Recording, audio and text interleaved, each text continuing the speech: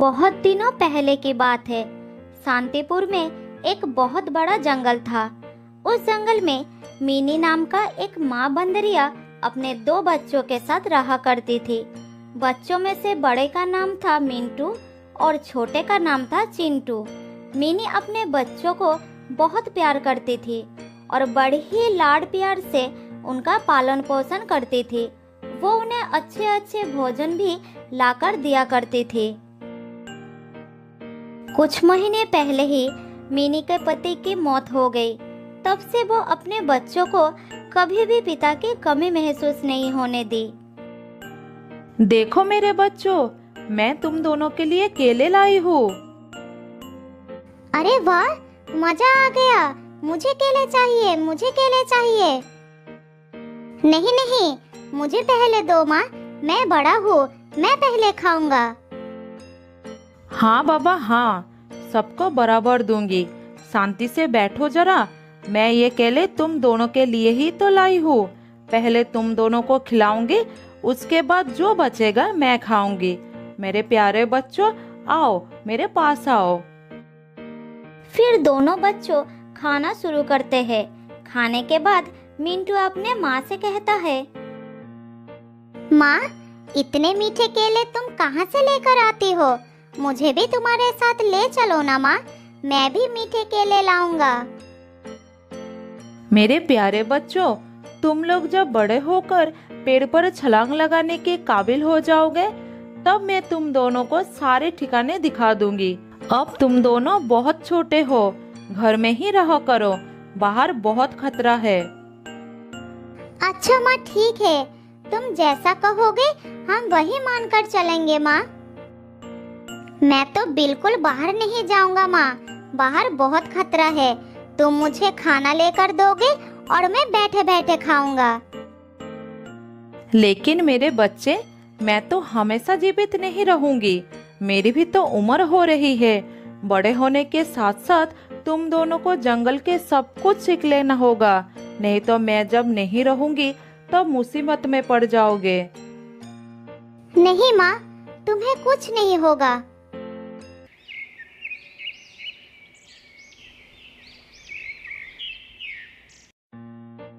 इसी तरह समय बीतता गया और समय बीतने के साथ साथ मिंटू और चिंटू बड़े होते जाते हैं।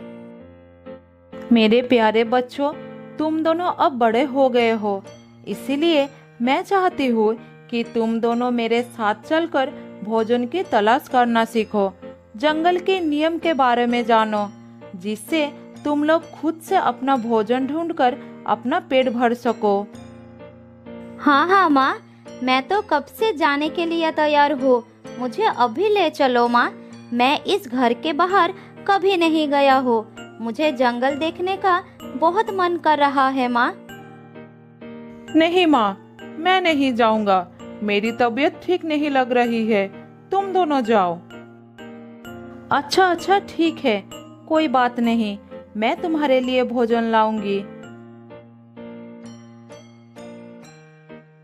फिर माँ बेटे भोजन लाने के लिए जंगल के तरफ चले जाते हैं और चिंटू घर में बैठकर आराम करने लगते हैं। इसी तरह कुछ और दिन बीत जाता है।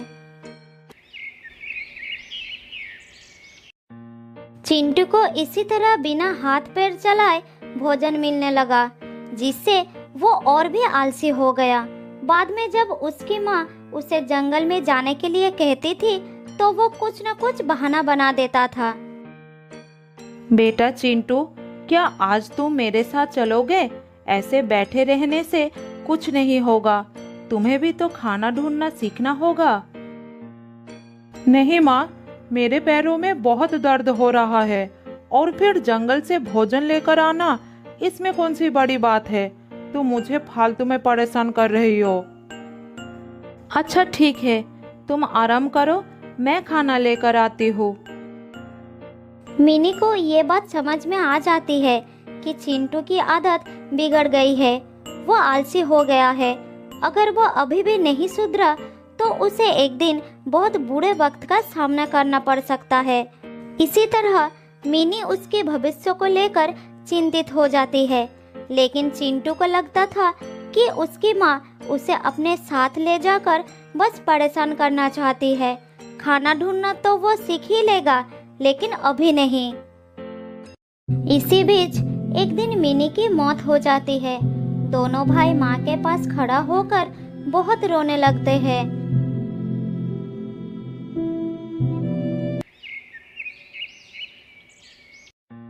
अगले दिन मिंटू अपने भाई को कहता है, देखो भाई, अब हमारी माँ नहीं रही, अब हमें खुद से सारा काम करना पड़ेगा। अरे तुम तो मेरे भाई हो ना, तुम्हारे रहते मुझे किस बात की चिंता है। हाँ, तुम्हारी बात बिल्कुल ठीक है, लेकिन हमें अपना जीवन जीने के लिए अपने पैरों पर खड़ा होना बहुत जरूरी है। मैं कब तक तुम्हारा साथ दूंगा। अरे भैया, ज्यादा ज्ञान मत दो। जंगल से मेरे खाने के लिए कुछ भोजन लाते हो तो तुम इसीलिए अपने आप को बड़ा महान समझने लगे हो। मिंटू को अपने भाई की बात सुनकर बहुत दुख होता है, लेकिन वो उसका साथ नहीं छोड़ पाता, उसके साथ ही रहने लगता है। इधर चिंटू अपने भाई के बातों को अनसुना कर उसी पर आश्रित होकर मजे करने लगता है।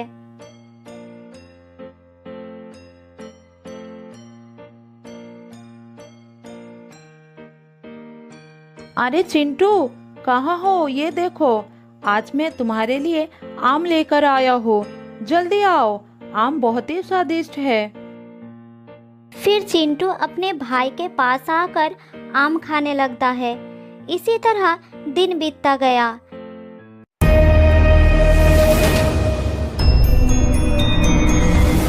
एक दिन उस जंगल में एक बदमाश शेर आता है। जो भी प्राणी उसके सामने आता है उसे वो शिकार कर लेता है। सभी प्राणी डर के मारे अपने अपने घर में छुप जाते हैं। भाई चिंटू, जंगल में एक खतरनाक शेर आ गया है, तुम उससे बचकर रहना। जब तक मैं खाना लेकर नहीं आ जाता तब तक तुम सावधान रहना। ठीक है, तुम मेरी चिंता मत करो। मिंटू पेड़ से उतरकर भोजन के तलाश में निकल जाता है। तभी वो शेर उसका पीछा करता है। मिंटू शेर को देखकर दौड़ने लगता है। फिर किसी तरह एक पेड़ पर चढ़ जाता है और अपना प्राण बचा लेता है। लेकिन वो शेर उस पेड़ के नीचे बैठकर मिंटू के उतरने का इंतजार करने लगता है। ये शेर तो मेरे पीछे ही पड़ गया, अब मैं अपने घर कैसे जाऊंगा? इसी तरह रात हो जाती है, लेकिन शेर वहां से नहीं हटता, जिस कारण मिंटू अपने घर नहीं जा पाता।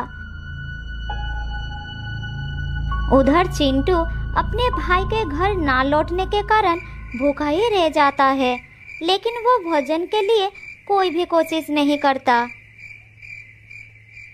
पता नहीं मेरे भाई को क्या हो गया, कहीं ऐसा तो नहीं वो जानबूझकर आज वापस नहीं आया। मैं सुबह से भूखा हूँ, अब मैं क्या करूँ? बहुत भूख लगी है।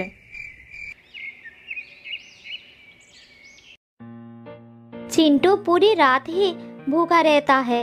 अगली सुबह मिंटू घर वापस आता है और अपने भाई को खाना देता है। भैया, तुम्हारी वजह से मुझे पूरी रात भूखा ही रहना पड़ा। तुम तो भूखे रहे, मेरी तो जान ही खतरे में थी। अच्छा, ऐसा क्या हुआ तुम्हारे साथ? मिंटू अपने भाई को सारी बात बताता है।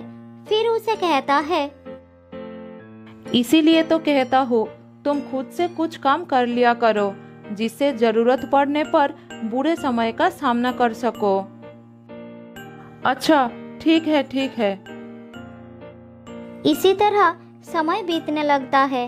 कुछ दिनों में बारिश का मौसम भी आ जाता है और तेजी से बारिश शुरू हो जाती है।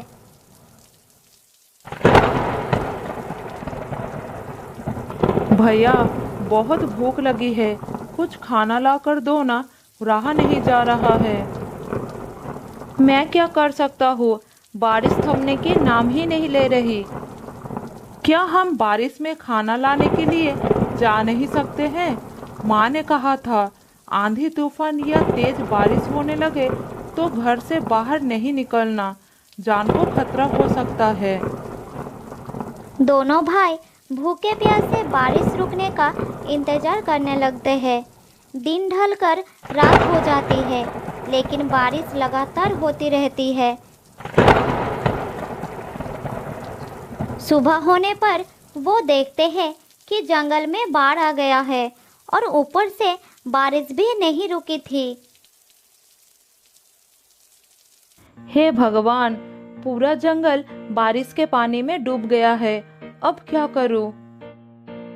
भूखे भाई का हाल देखकर मिंटू से रहा नहीं जाता और वो खाने के तलाश में जाने लगता है। तुम अपना ख्याल रखना, मैं खाने की तलाश में जा रहा हूँ। मैं भी तुम्हारे साथ चलूंगा भाई। नहीं, अभी नहीं, बाहर बहुत खतरा है, बारिश भी हो रही है, मैं जल्दी कुछ खाना लेकर आ जाऊंगा। मिंटू खाना लेने के लिए चला जाता है और चिंटू घर पर भैया के लौटने का इंतजार करता है। बहुत समय बाद भी मिंटू वापस नहीं लौटता। अरे भैया अभी तक वापस क्यों नहीं आया? इतनी देर हो गई, भूख से तो मेरी जान निकल जा रही है।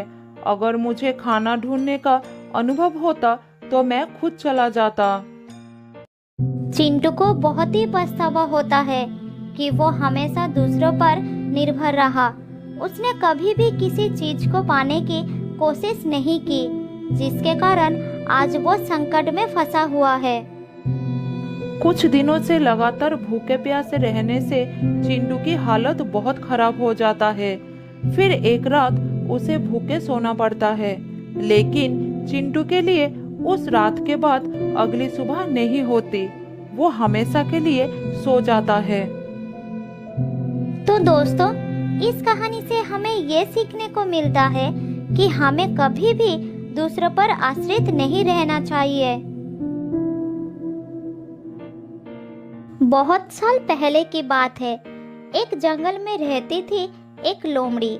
वो बहुत झूठ बोलती थी। उसे इधर की बातें उधर लगाने का बड़ी शौक थी।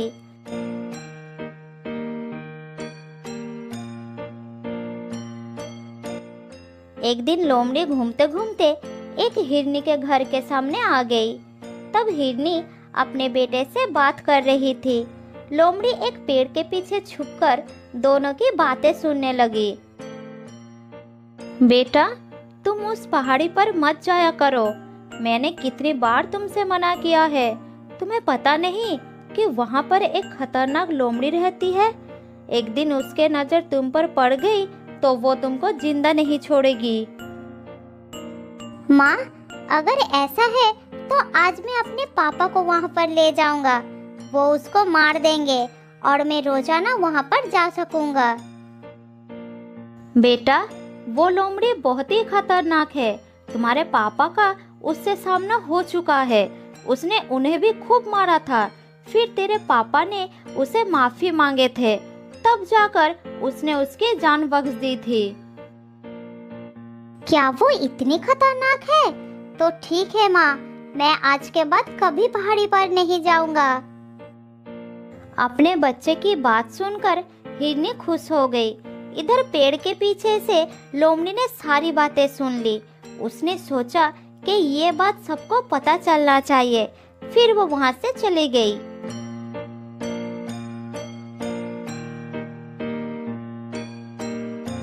वापस जाकर वो एक एक करके सारे जानवरों को ये बात बता दी कि हिरनी का पति एक लोमड़ी से पीट कर आया है। उधर हिरनी का पति जब जंगल में घूम रहा था, तब हर जानवर उसका मजाक बना रहे थे। वो सब यही कह रहे थे कि वो एक लोमड़ी से मार खा कर आया है। यही बात सुन सुनकर उसे बहुत गुस्सा आ गया। तब वो अपने घर पहुंचकर हिरनी के ऊपर बरसने लगा। तुमने लोमड़ी से कहा कि मैं एक लोमड़ी से मार खाकर आया हूँ। यही बात उसने पूरे जंगल में फैला दी है। तुमने ऐसा क्यों कहा? पति की बात सुनकर हिरनी ने उसे सारी बात बताई। अरे सुनो सुनो, गुस्सा मत करो, मैंने सिर्फ हमारे बच्चे को डराने के लिए कह दिया था और वो मान भी गया। मुझे नहीं पता कि लोमड़ी ने ये बात कब सुन ली। ये सुनकर हिरनी का पति लोमड़ी के पास गया और उससे बोला,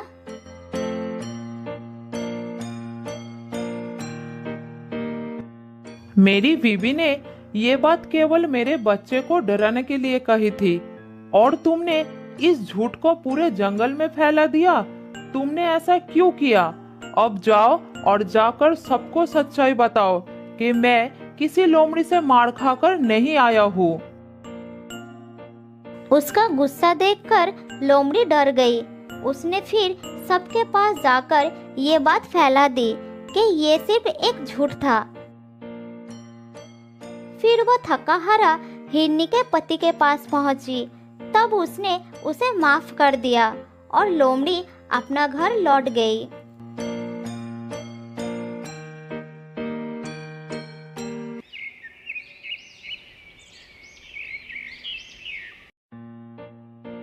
ऐसा ही कुछ दिन लोमड़ी चुपचाप रही, लेकिन अभी भी उसका ये आदत छूटी नहीं थी। फिर से वो जंगल में घूमने लगी।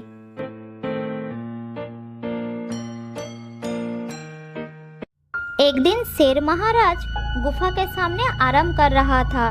तभी उसके पास दूसरे जंगल का एक शेर राजा आया। दोनों शेर को एक साथ देखकर लोमड़ी उसकी बात छिपकर सुनने लगी। अरे तुम मेरे जंगल में कैसे? मैं तुम्हारी तरफ दोस्ती का हाथ बढ़ाने के लिए आया हूँ। दोस्ती का हाथ मेरी तरफ? क्या कहना चाहते हो तुम?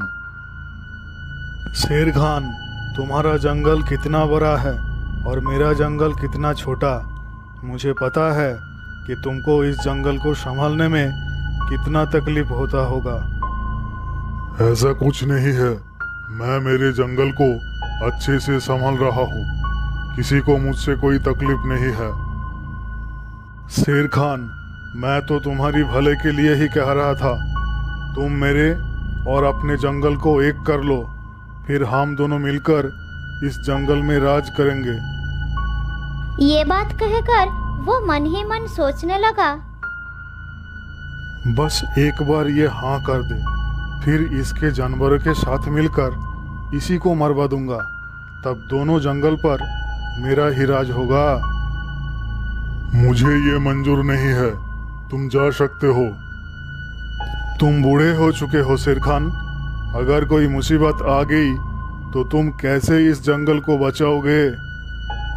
ये सुनकर शेर खान को गुस्सा आ गया।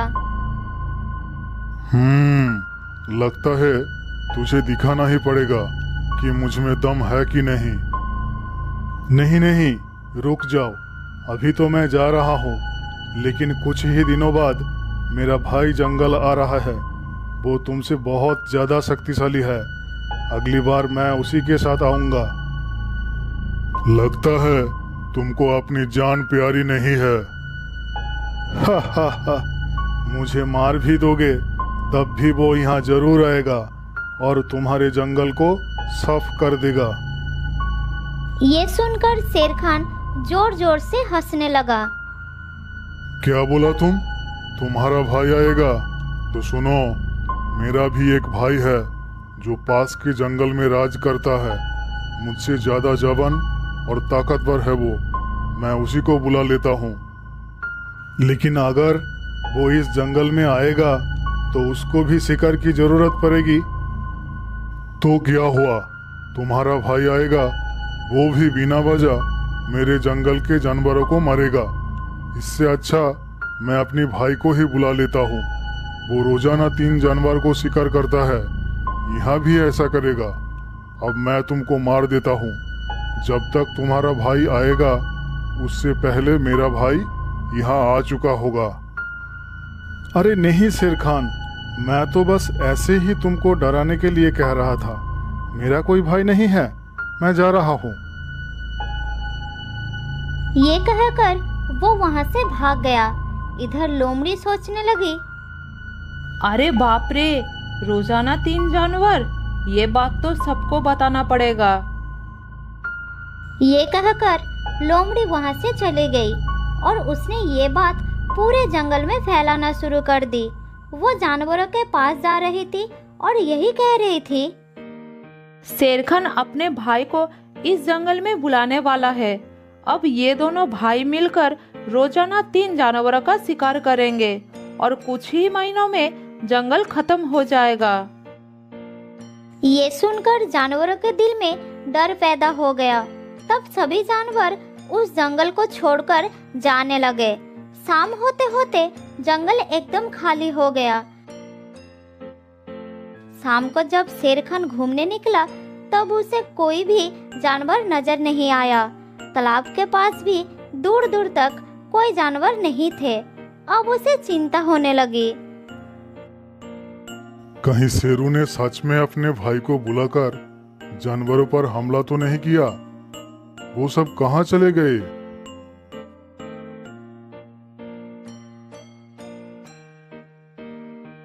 थोड़ी दूर जाने के बाद शेरखान को बहुत सारा पैरों के निशान नजर आया जो जंगल के बाहर के तरफ जा रहा था। फिर वो उसी रास्ते से भागना शुरू कर दिया।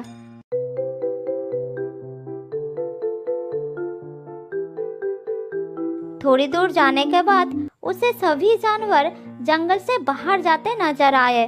शेरखान सबके सामने जाकर खड़ा हो गए। क्या हो गया तुम सबको?